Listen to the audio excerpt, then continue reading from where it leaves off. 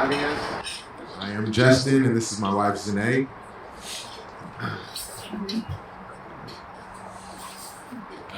So we'll just start it off. Thank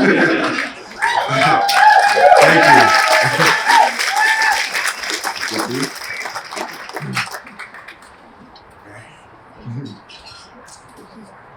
Our lives were pretty perfect before.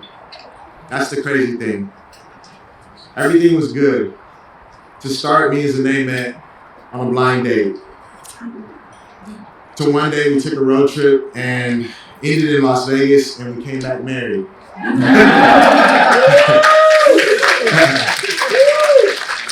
Thank you. We've been building our family together.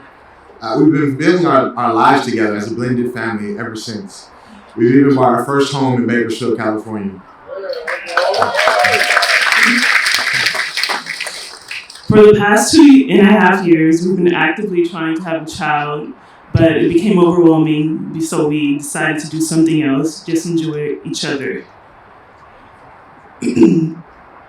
At the end of last year, I decided to cut my hair, and everyone told me I was going to get pregnant, and to my surprise, they were right.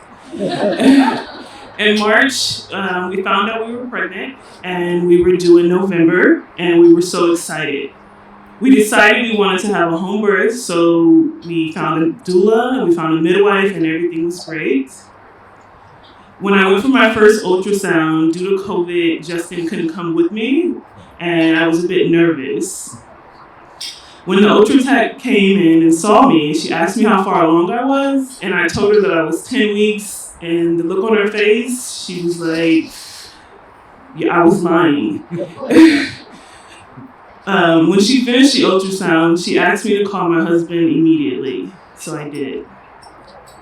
So I was sitting in the car with our oldest son, Denham, and when the tech said, "This is baby A and this is baby B," we were all shocked.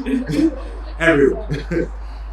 We had been trying for so long, and we were so excited. We were so excited to get pregnant, and now it's twins. Thank you.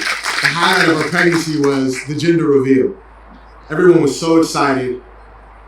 From the beginning, I believed it was going to be a boy and a girl, so I dyed my hair pink and blue just to represent. We have families help us out with poppers. Our families popped one popper for the boy and one popper for the girl, and once the girl came, everyone went crazy.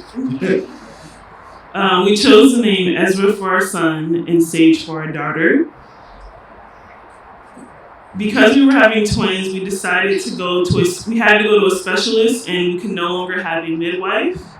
The doctor told us at that time that Ezra had an extra amount of amniotic fluid, but it was nothing to worry about, but just something to pay attention to. By 23 weeks, I was growing so fast, everyone that saw me thought I was due. On July 21st, I was starting to feel Braxton Hicks contractions and a lot of pressure. For the next 2 days, I was very uncomfortable. I couldn't sleep, but it never crossed my mind that I was in labor. On July 23rd at 3 a.m., we decided to go to the hospital. When the doctor checked me, he told me that I was 100% effaced and I was having contractions every 2 to 3 minutes, and that the babies were going to be coming now. The hospital in Bakersfield where we live at wasn't prepared for the situation that we had at hand, so we had to have an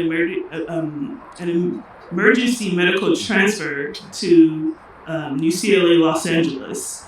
They didn't have a helicopter, so we had to take a 2.5-hour ambulance ride. And I was worried the whole time because there's nothing in the grapevine. I didn't want anything to happen to me or the children on the ride. We found out later our son had polyhydramnios, too much amniotic fluid surrounding him. The doctor was trying to keep Zenae pregnant for as long as possible, and it wasn't working. The moment I went to sleep, the doctor told Zenae that we were going to have an emergency C-section right away. This wasn't our birth plan, but we had to go with it. I was afraid because I never heard of a 1-pound baby. Never in my life. Premature was like maybe a few months. Maybe a few weeks, but not a few months. What were they even going to look like is all I can think. The first thing I remember is that they took Ezra and they started working on him immediately. There were about 20 people in the room that day. There was a team for each soul. There were 6 people for me and 5 for each child. Sage was born 3 minutes later when we heard her cry, and they also started to work on her. She was good, so they took her immediately to the NICU. When watching Ezra, everyone was working to get the tube in his throat. Each person can only try 3 times. It's pretty much an ethical thing. It's what I learned. They tried for 45 minutes until they told us that continuing to try was causing him harm. He wasn't going to make it. They asked me if I wanted to hold him because his heart was still beating strong. It was a surreal moment to hold your son for the first time and the last time. We were able to spend some alone time with Ezra. He actually peed on me. The experience of having a son. I told Zenae that he looked like our oldest son and just like her. He was born at 7:15 a.m. and his heart didn't stop until 9:09. We are truly grateful for that time we got to spend with him. I didn't see Sage for a long time. They took her away so fast, I thought it was something wrong with her, but it was the total opposite in this case. She was just in the NICU. When I did see her, she was so little and she had so many tubes coming out of her. After what happened with her brother, I didn't want to get attached to her. I didn't have any faith and I thought the same thing was going to happen to her. It was just one thing after another. She had a fungus, then a brain bleed, and then an infection. She had a hole in her heart. Every time we went to the NICU doors, I had so much anxiety. So much anxiety, wondering what were they going to tell us now. Every time they said something, it was just like a stab to the heart. We were told she might have cerebral palsy or not be able to walk, and at some point, I just wanted to tell everybody to shut up. I always thought a brave person was someone who was big and mighty, but to see a 1 pound, 6 ounce baby with all of this, wondering how was she going to survive, I knew that something brave no longer had to be big and mighty, but it was our daughter, and as long as she was fighting, we continued to fight. The first night out of the hospital was extremely hard. You have to leave one of your children. You have to leave with none of your children, sorry. One was deceased, and the other you don't know at all. Sage was gonna have to stay in the NICU until she was full term. So 4 more months. We're good people. We go to work, we take care of our responsibilities. I'm a barber, Zenae's a 4th grade teacher. But where are we gonna stay? We couldn't go home. We didn't have anywhere to live. And to stay in a hotel for multiple months, that was just out of the question. Until our social worker told us about the Ronald McDonald House.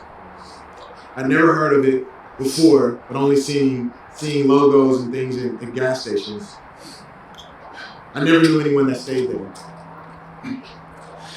Thank God we were approved to stay in the Ronald McDonald Pasadena home. We didn't know what to expect when we got there, but when we got there, everybody was fantastic. They were very helpful, kind, really understanding to our situation and our emotions. I don't know what we would have done 2 hours away from our home, but having to be near our child to support her.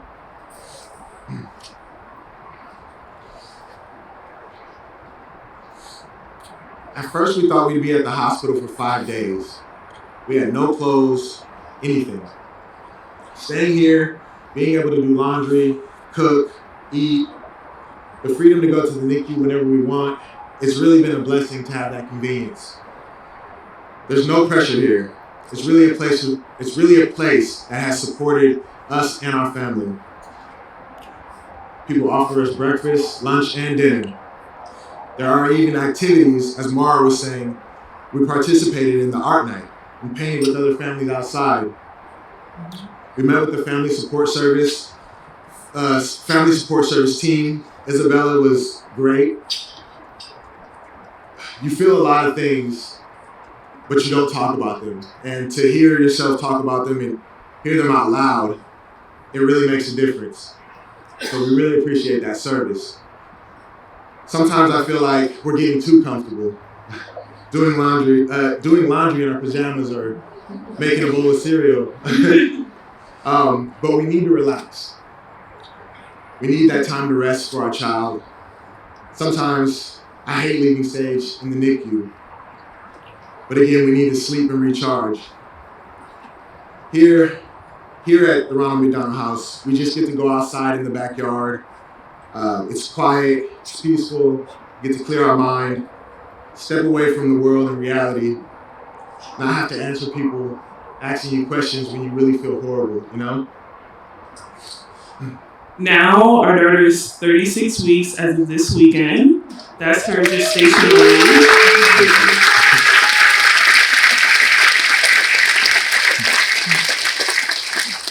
She's almost 3 months, that's her birth age. She was born at 24 weeks, and we learned at UCLA that the earliest they can save a child is 22 weeks. We are still staying at the Ronald McDonald House in Pasadena currently. We don't know how long we'll be here. We met one mom at the NICU, and her child was also born at 24 weeks, and she gave us hope in telling us that she was able to go home when her child was 48 weeks. So, Mara, maybe we'll be here till New Year's.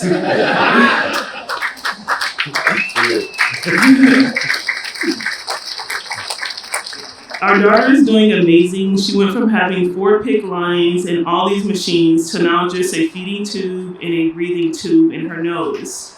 She had a heart surgery which closed a hole in her heart. She is now 4 pounds, 10 ounces, and almost 5.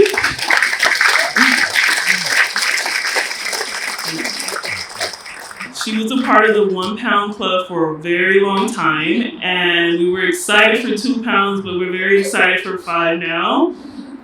All of her organs are healthy. She has 2 eyes, 10 toes, 10 fingers. And one nose. And one nose.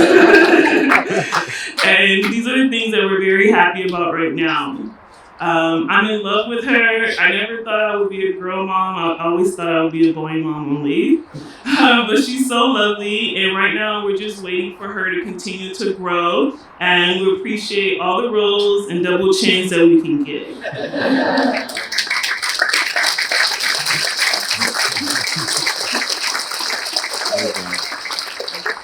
We are grateful that we can stay at the Ronald McDonald House for as long as we need.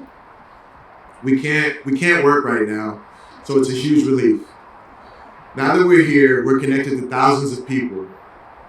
Before I didn't know anyone who ever stayed at the Ronald McDonald home.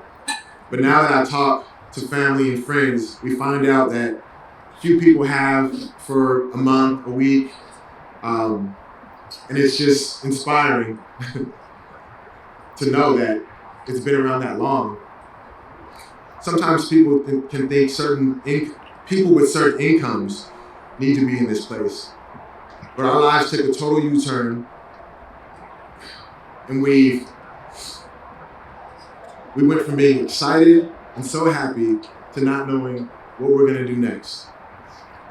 I see volunteers coming here, and I want to help too. I hope that sharing our story is helping. Now that we know how it feels, it makes us want to pay it forward. Everyone needs help. Thank you for helping us and so many other families. Thank you. Thank you.